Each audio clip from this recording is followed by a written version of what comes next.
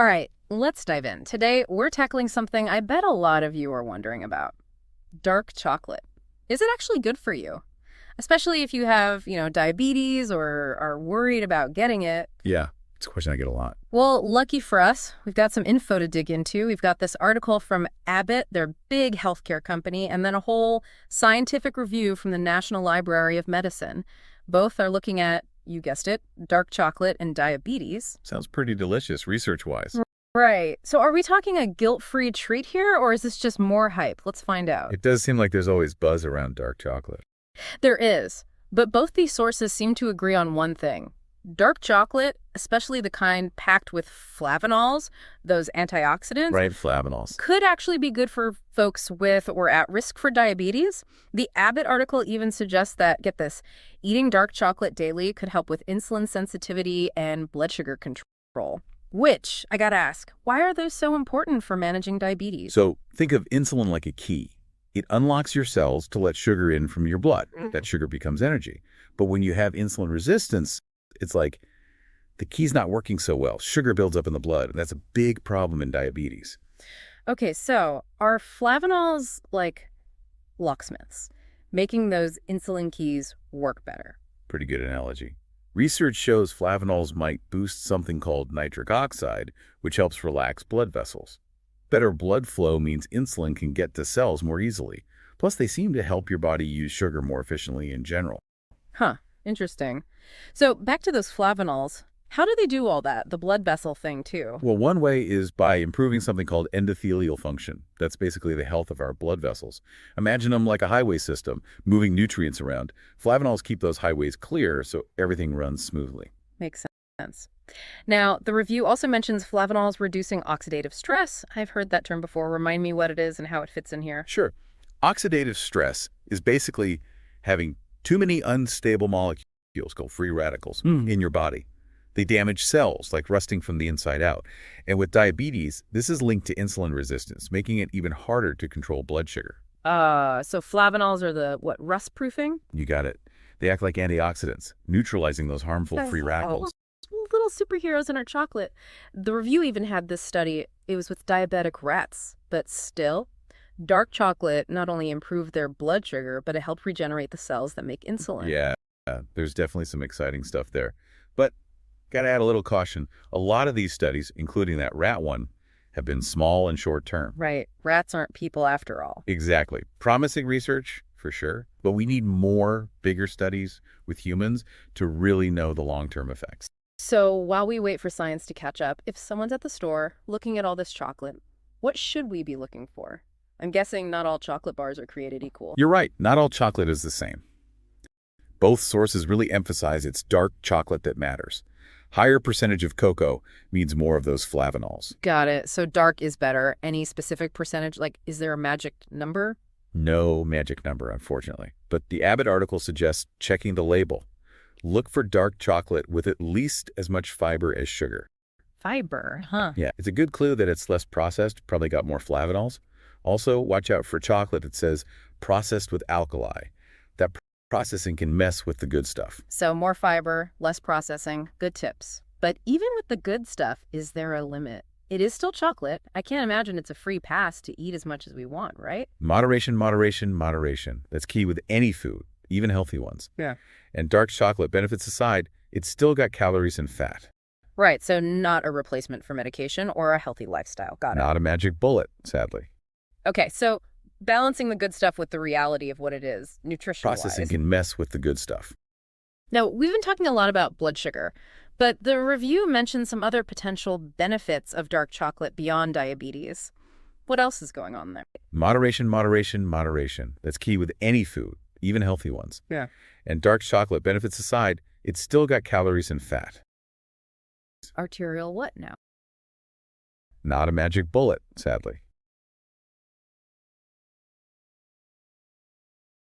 Making the heart work harder, increasing the risk of problems. So dark chocolate keeps our arteries bendy. That's the idea some studies are looking at. Wow, dark chocolate's got a lot going on. Okay.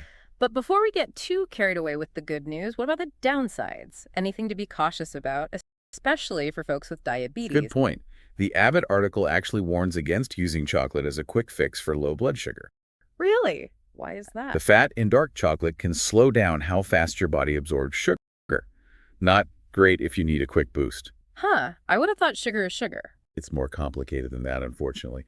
And like we said before, dark chocolate has calories, so watch out for weight gain if you overindulge. The review mentions that too. Yeah, weight and diabetes are a big deal. Absolutely. Managing weight is crucial for managing diabetes.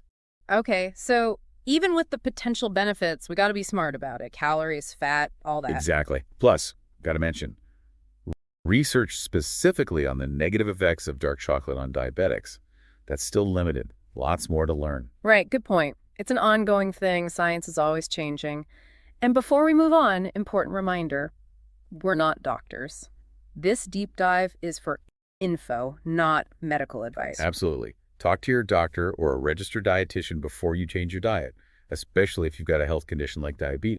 They can give you the personalized advice you need. Right. Help you put all this info into context, figure out how dark chocolate fits in your life, if at all. Awesome. So, taking all that into account, final thoughts on dark chocolate and diabetes. What are we thinking?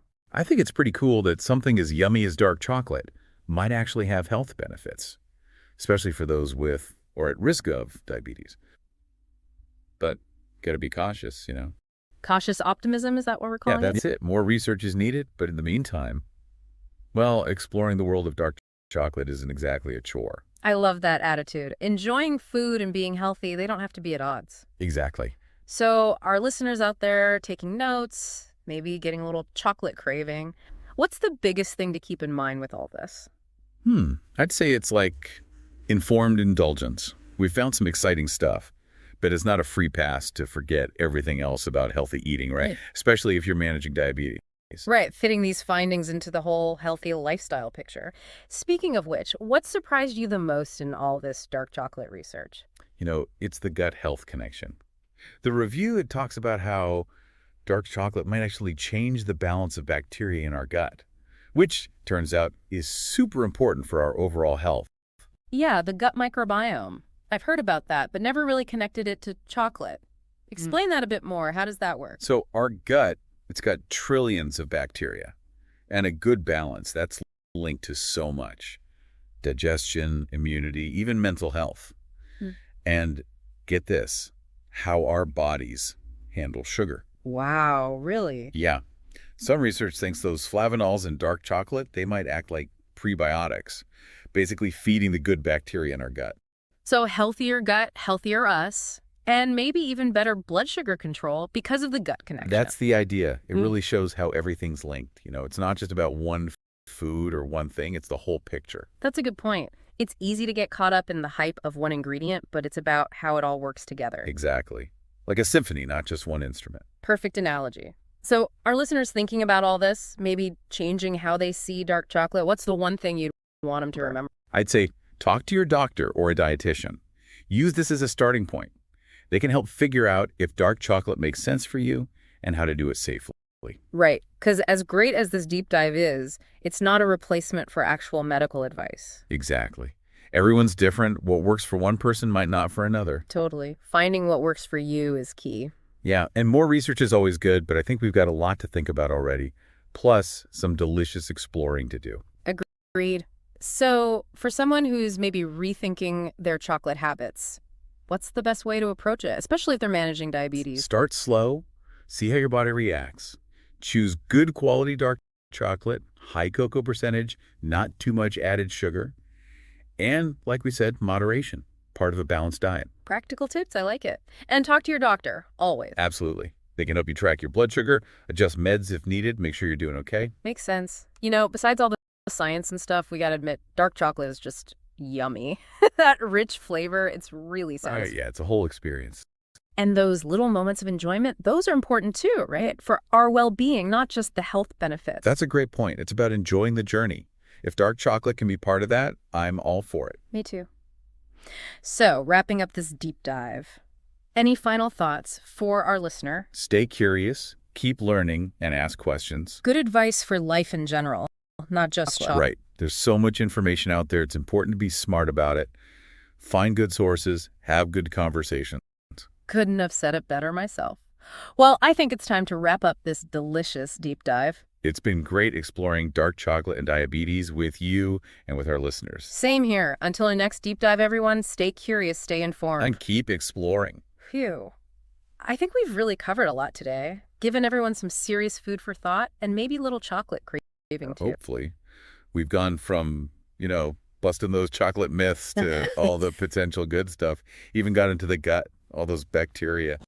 And the big takeaway, dark chocolate might have some real promise for folks with or at risk for diabetes, but it's not a miracle cure. right, no magic bullet, sadly. It's about smart choices.